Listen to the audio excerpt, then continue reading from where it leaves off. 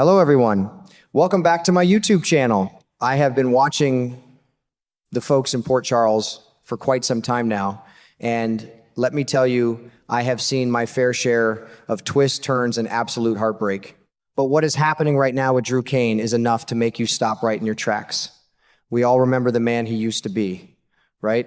A good, solid man. But lately, a dark cloud has settled over him, and he is madder than a wet hen. He is on a warpath, and his plans for revenge are so meticulously crafted that it honestly sends a little shiver down my spine. It seems that taking over Deception Cosmetics is just the tip of the iceberg for him. He is looking to snatch that company right out from under Tracy Quartermaine, Brooklyn Quartermaine Chase, Lucy Coe, and Michael Corinthos. And let me tell you, he is not playing around. To really understand the absolute fire burning inside Drew right now, we have to look back at the sheer madness he just survived. I still cannot wrap my head around what Willow Tate did to him. Bless her heart. But she went entirely off the deep end. She nearly drowned the man and then kept him locked away as a prisoner for months. Can you even begin to imagine the toll that takes on a person's soul? Being trapped in the dark, wondering if you will ever see the light of day again, betrayed by your own wife. It changes a man. It hardens his heart. But when the time came for a reckoning, Drew did something that surprised me at first. He accepted a deal from Willow. He let her walk away. Now, you might be asking yourself, why on earth a man would let his captor off the hook? Well, in America, we have a saying that a bird in the hand is worth two in the bush, and Drew played his cards very carefully. He looked at the situation and realized that fighting a messy public battle might cost him more in the long run. By accepting Willow's incredibly generous offer, he secured his immediate freedom. He kept his beautiful home, he kept his money, and he got a swift, clean divorce without having to drag himself through a bitter, exhausting custody battle. The only string attached to this golden parachute was his absolute silence. He had to zip his lips and never speak of what she did. And he agreed. He took the money and the freedom, and he let Willow go. But if you think for 1 second that Drew Kane is just going to ride off into the sunset and forget the pain he endured, you are barking up the wrong tree. His promise of revenge was never truly aimed at Willow anyway. He made his peace with her part in it because the financial and legal benefits were just too good to pass up. No, his eyes are set on a much bigger, much more powerful target. He is aiming straight for the heart of the people who always stood by her, the people who thought they could just sweep his suffering under the rug. He is going after the mighty Quartermaine family, and he wants to watch their whole empire crumble to the ground. Drew is not just blowing smoke either. He is making direct threats, looking folks right in the eye and letting them know that a storm is coming. He walked right up to Brooklyn and told her flat out that the Quartermaine family is going to lose absolutely everything by the time he is finished with them. That is not the kind of thing a man says lightly. That is a promise from a man who has nothing left to lose. He lost his marriage, and his political career went up in smoke. He has been bottling up this intense burning anger for months, just letting it simmer and boil deep down inside him. Now the lid is coming off, and he is ready to make them all pay. What really breaks my heart, though, is remembering the cruel things that were said while Drew was fighting for his life.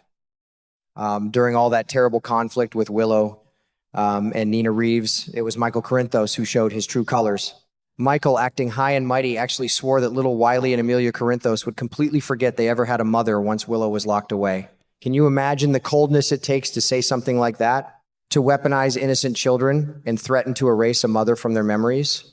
And Nina was just as bad. She was practically giddy, gloating over the thought of Tracy rejoicing in her downfall. It was a toxic, ugly mess of people kicking each other when they were down.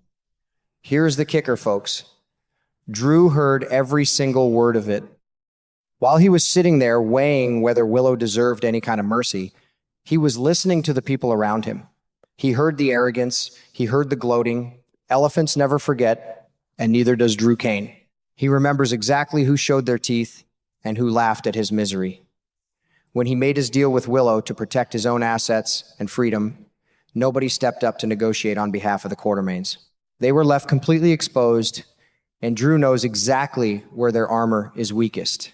In a town like Port Charles, old grudges like this do not stay buried for long. They rot, they fester, and eventually they explode.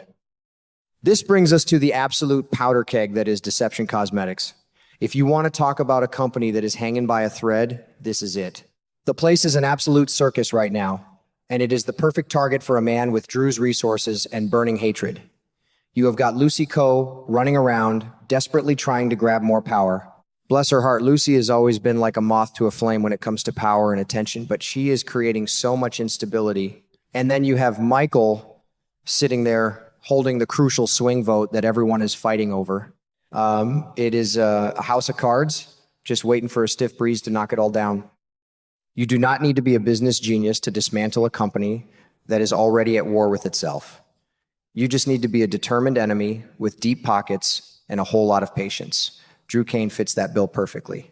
He is like a fox pacing outside a henhouse, just waiting for the farmer to look away. He knows that if he attacks deception, he can hit two birds with one stone. He can severely damage Michael's standing and authority within the family, and at the exact same time, he can completely pull the rug out from under Brooklyn's business ventures. It is a brilliant, ruthless strategy that requires very little effort on his part because they are already doing half the work for him by fighting amongst themselves. With all the money and resources Drew secured from his deal with Willow, he does not even have to fight them out in the open. He can play this smart. He can stay in the shadows, quietly pulling the strings like a master puppeteer. If Lucy starts causing trouble, Drew can secretly fund her efforts just to watch the chaos unfold. If someone else makes a move that hurts Michael or Tracy, Drew can quietly back them up without ever leaving a single fingerprint on the weapon. He can sit back, sip his coffee, and watch the mighty Quartermaine family tear themselves apart from the inside out.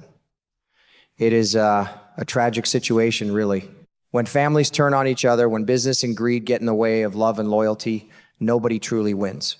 But as someone who has watched these folks go through the ringer time and time again, I cannot help but be absolutely captivated by it. Drew is a cornered animal, and out here in the real world, we all know that a cornered animal is the most dangerous kind. He has been stripped of his pride, his wife, and his career. The only thing keeping him going is this cold, calculated desire to balance the scales. I look at Tracy Quartermaine with all her pride and her history of ruthless business dealings, and I wonder if she even realizes the magnitude of the threat heading her way. Tracy has always believed she is the smartest person in the room, untouchable and supreme. But pride always comes before the fall, does it not? And Brooklyn, she is caught right in the crossfire. She has worked so hard to prove herself, to build something meaningful, and now it might all be washed away just because she carries the Quartermaine name. It is a harsh reality that sometimes the sins of the family fall squarely on the shoulders of the children. As for Michael, well, he might just be about to learn a very hard lesson about humility. You cannot go around threatening to erase a mother from her children's lives and expect the universe to just let that slide. The chickens always come home to roost, as my grandmother used to say.